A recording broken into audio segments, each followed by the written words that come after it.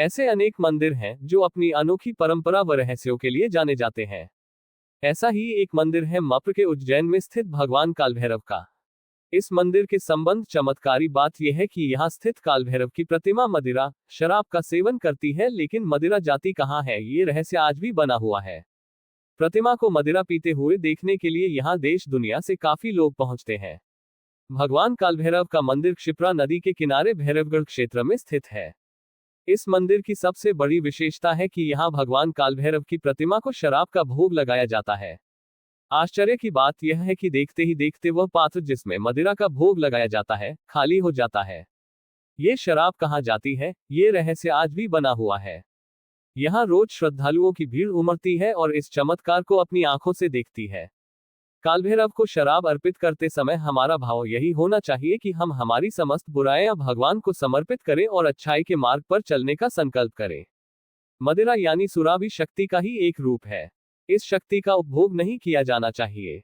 इसका उपभोग करने वाला व्यक्ति पथभ्रष्ट हो जाता है। मंदिर के पुजारी के अनुसार इस मंदिर का वर्णन स्कंद पुराण के अवंती खंड में मिलता है। इस मंदिर में भगवान कालभैरव के वैष्णव स्वरूप का पूजन किया जाता है।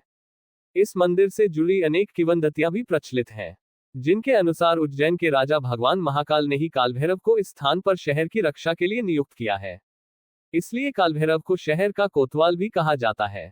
करीब एक दशक पहले मंदिर की इमारत को मजबूती देने के लिए बाहर की ओर निर्माण कार्य करवाया गया था। इस निर्माण के लिए मंदिर के चारों ओर करीब 12 फीट गहरी खुदाई की गई थी। इस खुदाई का उद्देश्य मंदिर का जीर्णोद्धार करना था, लेकिन ये खुदाई देखने के लिए काफी लोग यहाँ पहुंचते थे। सभी जानना चाहते थे कि जब कालभैरव शराब का सेवन करते हैं तो वह शराब कहाँ जाती है। इसी जिज्ञासा को शांत करने के लिए खुदाई कार्य के दौरान काफी लोग आए, लेकिन खुदाई में ऐसा कुछ नहीं मिला जिससे लोगों के इस प्रश्न का समाधान हो सके। इस मंदिर के बारे में कई किंवदंतियां ऐसी भी हैं कि अनेक वैज्ञानिक इस मंदिर का रहस्य जानने के लिए आए, लेकिन वे भी इस चमत्कार के पीछे का कारण जान नहीं पाए। भगवान कालभैरव का मंदिर मुख्य शहर से कुछ दूरी पर बना है। ये स्थान भैरवगढ़ के नाम से प्रसिद्ध है। कालभैरव का मंदिर एक ऊंचे टीले पर बना हुआ है, जिसके चारों ओर परकोटा दीवार बना हुआ है। ऐसी मान्यता है कि मंदिर की इमारत का जीर्णोद्धार करीब 1000 साल पहले परमार कालीन राजाओं ने करवाया था। इस निर्माण कार्य के मंदिर की पुरानी सामग्रियों का ही इस्तेमाल किया गया था। मंदिर बड़े बड़े पत्थरों को जोड़कर बनाया गया था। यह मंदिर आज भी मजबूत स्थिति में दिखाई देता है। कालभैरव मंदिर के मुख्य द्वार से अंदर घुसते ही कुछ दूर चलकर बाईं ओर पाताल भैरवी का स्थान है। इसके चारों ओर दीवार है। इसके अंदर जाने का रास्ता बहुत ही संकरा है। करीब 10-12 सीढ़ियां नीचे उतरने के बाद तलघर आता है। तलघर की दीवार पर पाताल भैरवी की प्रतिमा अंकित है। ऐसी मान्यता है कि पुराने समय में योगीजन इस तलघर में बैठकर ध्यान करते थे।